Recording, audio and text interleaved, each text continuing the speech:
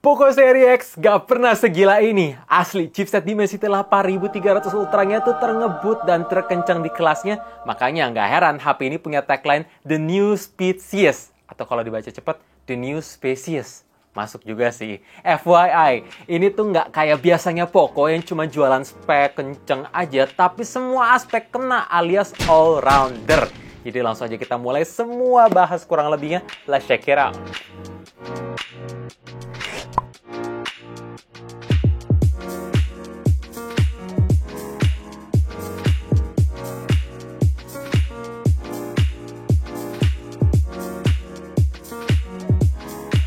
Kalau kalian Mi fans, Poco fans, atau bukan fans mereka sama sekali, pasti kalian akan suka. Karena HP ini tuh ngebut banget, performanya sangat buas. Antutu bisa hit di 1,3 juta alias bisa bersaing sama Snapdragon 8 Plus Gen 2. Walaupun memang, ya ini ada di bawah sedikit. Tapi tetap buat HP premium mid-range, sangat-sangat killer. Ya, HP ini menggunakan chipset Dimensity 8300 Ultra dan FYI, Poco X6 Pro adalah HP pertama di dunia yang resmi menggunakan chipset terbaru dari MediaTek. Didukung dengan teknologi RAM LPDDR5X dan storage UFS 4.0 di kedua varian. Ya, 8/256GB dan 12/512GB-nya itu semua sama. Jadi ngebut banget. Dan dalam segi performa gaming, gua suka sih. Main Mobile Legends udah bisa kebuka refresh rate plus grafik ultra yang sangat playable, konsisten, dan performanya itu ya anget-anget aja sih. Mentok di 41 derajat ketika dipakai main 3 game push rank. Untuk Genshin Impact, digeber settingan highest plus 60 FPS, gua ngerasa ini oke aja. Tapi begitu gua nyalain fitur performance plus boost mode, lebih stabil, jarang banget stutter walaupun memang suhunya panas kalau gue main dengan settingan tertinggi. Jadi kalau misalkan kalian pengen suhu yang lebih adem, turunin aja ke high plus 60 fps, itu lebih dari cukup. Dan untuk PUBG, bisa kebuka HDR Extreme layaknya HP flagship, jadi semua settingannya itu optimal antara Poco, Xiaomi, dan Dimensity-nya sendiri. Ini menarik. Tapi kalau misalkan kalian tanya, Bang, untuk performa harian gimana? Asli, gue nggak ada pernah ngerasain nge-lag, nggak pernah ada ngerasain endet-endet. Bahkan ketika ada aplikasi yang nggak ditutup di background, itu masih bisa ke-load. Gila, dengan sangat-sangat baik. Gue nggak perlu RAM expansion di HP ini sih. Selain ya, varian yang gue beli itu tertinggi untuk ngetesin semua fitur-fitur yang ada. Ini HP pertama dari Poco Global yang softwarenya udah run di Android 14 plus user interface HyperOS terbaru. Jadi gue suka banget. Banyak perubahan kecil dan perubahan besar yang berasa untuk setiap hari penggunaan. Contohnya ketika gue buka notification center di aplikasi manapun, animasi jamnya ngikut. Control panel juga makin luas plus icon-iconnya lebih tebal walaupun memang tombol settingnya itu sekarang nggak ada tempat khusus. Jadi di awal agak bingung. Terus dalam segi customization home screen, always on display, icon-iconnya juga makin rapi, lock screen pilihannya juga banyak banget, jadi nggak cepet bosen kalau misalkan kalian pengen gonta-ganti. Tapi kalau misalkan kalian tanya, Bang, HyperOS masih ada iklan nggak? Jawabannya, ketika gua buka aplikasi bawaan, ketemu sekali sih di aplikasi Get Apps, walaupun ini unit global. Jadi kalau misalkan kalian tanya, ada iklan atau nggak? Ya jawabannya ada, tapi jarang gua temuin. Dan dalam segi software update, pas pertama kali gue nyalain HP ini langsung dapet ke security patch bulan Januari. Jadi ya oke lah, ini kelihatan ada improvement. Kalau kalian ngeliat layar HP yang saat ini kayak biasa aja, ya memang bener sih, desainnya tuh sama persis. Punch hole-nya di tengah, bezelnya juga tipis, tapi kalau kalian melihat lebih jauh, ya makin tipis ini bezel, terutama di bagian dagu, makin simetris kayak Poco F5. Dan dalam segi user experience, barulah menurut gua ini major upgrade. Karena resolusinya naik ke 1,5K atau 2712 x 1220 pixel, yang tentu PPI atau pixel per inch-nya lebih rapat. Tapi kalau misalkan kalian tanya, emang layar tajam buat apaan, Bang? Ya kalau misalkan kalian pengen nonton resolusi 4K itu lebih berasa, dan ketika kalian lagi zoom in gambar pengen ngeliat ada yang pecah, itu langsung kelihatan. Tapi kalau misalkan kalian gunain setiap hari, ya nggak akan gitu ngaruh sih. Tapi so far, ini sangat enak sih. Gue ngerasa lebih clear aja. Dan dalam segi warna yang ditampilin pun juga lebih bagus, lebih vibrant ketika gue bandingin sama Redmi Note 13 Pro Plus dan iPhone 15 Pro Max, ternyata masih bisa bersaing. Oh ya, dalam segi brightness, gue surprise juga bisa naik 2 kali lipat ketimbang Poco X5 Pro kemarin. Dari 900 nits loncat langsung ke 1800 nits dengan catatan kalian pakai di outdoor dan nyalain fitur sunlight mode-nya. Kalau misalkan kalian pakai di kondisi indoor ya maksimal brightness-nya itu nyentuh di 1200 nits. Dan ada satu hal yang sangat gue rasain pas pertama kali selesai setup HP yang satu ini, ketika geser-geser home screen doang coy, ternyata sentuhannya itu berasa responsif, berasa banget akurat, gak ada delay sama sekali. Bahkan ketika gue bandingin sama Redmi Note 13 Pro Plus, ini sentuhannya berasa lebih akurat aja. Dan benar ketika gue ngecek spek bandingin sama Poco X5 Pro kemarin, touch sampling rate-nya naik 2 kali lipat. Jadi gue suka banget sih buat main game ataupun browsing-browsing di HP yang satu ini. Tapi ada yang jadi pro kontra dengan panel AMOLED di HP yang satu ini. Pro-nya memang sih untuk pertama kalinya ada HP Poco yang bisa support fingerprint under display dengan performa yang cepat plus akurat walaupun penempatannya agak ke bawah. Tapi ya semakin dipakai makin kebiasa. Kontranya, always on display di HP ini masih cuma bisa nyala 10 detik. Gila banget sih, langsung kecewa gue jujur. Dengan segala kelebihannya ini downgrade terasa banget. Semoga Poco kasih update bisa nyala terus gitu atau di schedule minimal. Bodi HP ini ada yang aneh nggak guys? Iya bener ada. Kameranya makin banyak. Dan juga untuk finishing warna kuning yang sekarang gue pegang menggunakan vegan leather. Jadi berasa ada tekstur-tekstur yang bikin sidik jari nggak kelihatan dan nambah gripnya. Gue suka banget. Oh iya, kalau misalkan kalian perhatiin emang ada dua finishing. Untuk di bagian kamera masih dibuat glossy warna hitam, tapi di bagian kanan-kanannya ada bercak putih. Jadi kayak kelihatan noda kotor sih. Gue kurang suka. Dan untuk warna putihnya,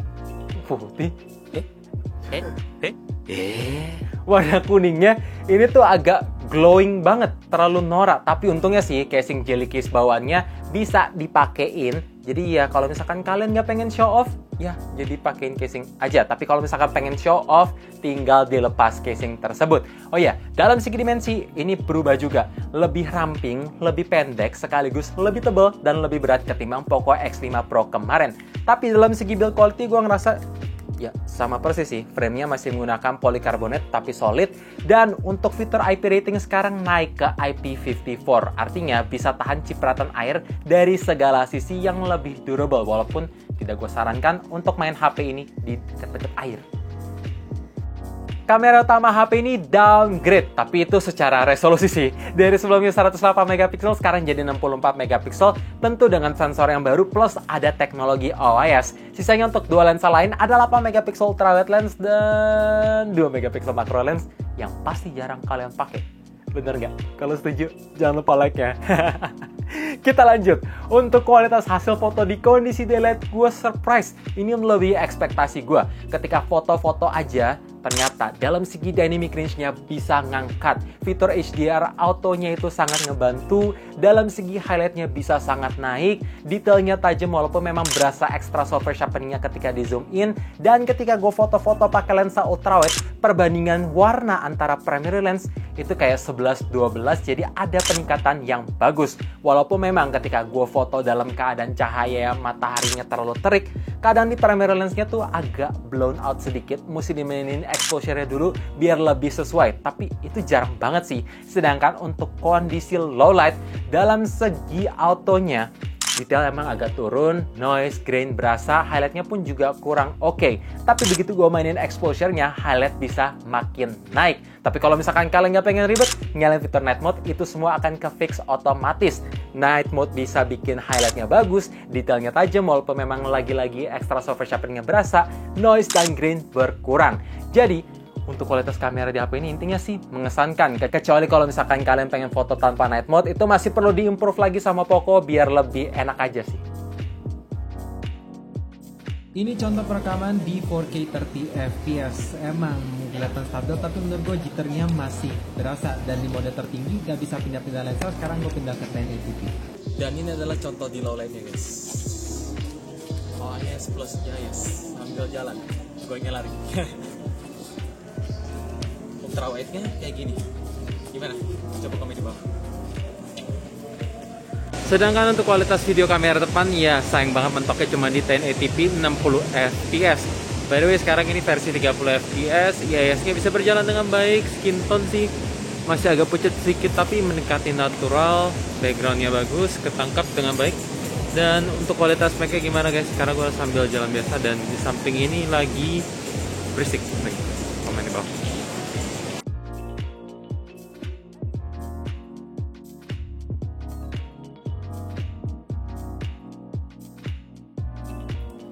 Untuk ketahanan baterai 5000 mAh di HP ini menurut gue ya sesuai ekspektasi sih. Dengan chipset yang nge-boot, fitur-fiturnya udah gue nyalain semua mentok. 70% menggunakan koneksi Wi-Fi plus 30% seluler data. Untuk kebutuhan main game, entertainment, semuanya bisa dapat screen on time 7 jam 40 menit sampai 7 jam 50 menit dalam sekali nge-charge. Itu nyisain baterai 5%. Sedangkan soal charging 67 wattnya ya oke lah ya, ngisi dari angka 5-100% maka waktu 51 menit. Gimana? Sesuai ekspektasi kalian gak? Kalau bahas HP Poco atau Xiaomi nggak afdol kalau nggak bahas fitur-fiturnya. Iya, buat checklist mana aja yang absen. Untuk stereo speaker tentu tersedia dengan kualitas yang oke aja. Bassnya agak sember tapi ini masih berbobot. Dalam segi air blaster, ada buat ganti semua remote yang ada di rumah kalian. NFC tentu tersedia tapi ada fitur baru yang pertama kali gue lihat di HP ini sih. Namanya Mi Beam. Buat transfer file, foto, ataupun link bisa ke sesama Poco atau Xiaomi, tinggal bumin aja. Mirip kayak AirDrop terbaru. Menarik tuh, Android nih. Terus koneksi udah support dual 5G, Wi-Fi 6, expansionnya tidak tersedia slot micro SD. Dalam segi fingerprint under display-nya tersedia heart rate monitor sensor buat ngecek detak jantung dari HP langsung. Ini mantep. Haptic vibration-nya berasa mahal. Jadi kayak semuanya harus komplit. Kecuali tadi sih, port jack 3.5-nya absen. Kayak nggak konsisten. Di F5 ada, F5 Pro hilang. Di Poco X5 ada, X5 Pro ada, X6 hilang. Ya, pokoknya kayak nggak konsisten sih. Jadi guys, kesimpulannya kalau kalian cari HP Poco terngebut terbuas sampai saat ini, lupakan Poco F5 Pro. Ya, jelas Poco X6 Pro ini bisa jadi opsi yang sangat tepat. Dengan gampang gue bisa kasih overall score 9,5 dari 10 karena seperti yang gue bilang di awal video, semua aspek diperhatiin, gak cuma fokus sama spesifikasi tinggi, performa ngebut-ngebutan doang, tapi fitur-fiturnya menyeluruh, user experience-nya menyenangkan, software update-nya pun juga makin kesini makin berasa ada kemajuan. Jadi sangat menyenangkan menggunakan HP yang satu ini. Tapi kalau misalkan kalian tanya, Bang, kapan resminya bang? Percuma kan kalau ada HP bagus tapi dianggurin? Jawabannya hanya Poco Indonesia yang tahu guys. Tapi kalau misalkan ngeliat dari Instagram mereka itu udah ada teaser dan sudah ada undangan untuk bedah chipset Dimensity 8300 Ultra, artinya HP ini udah ada ancang-ancang masuk. Kalau misalkan kalian pengen cepet masuk, mungkin boleh bantu like dan share supaya Poco Indonesia bisa ngelihat momentum video ini ya guys. Kalau misalkan video ini trending kan mereka jadi tahu kan harus cepet-cepet bawa masuk. Sekali lagi kalau misalkan kalian suka video ini dan ngerasa video ini bermanfaat, boleh bantu like, share ke teman-teman, sekaligus subscribe karena itu sangat bermanfaat buat channel yang satu ini guys. Ya, subscribe buat yang belum subscribe. Maksa ya. So thank you for watching and as always stay safe, stay healthy dan stay updated with up to date. Thank you guys.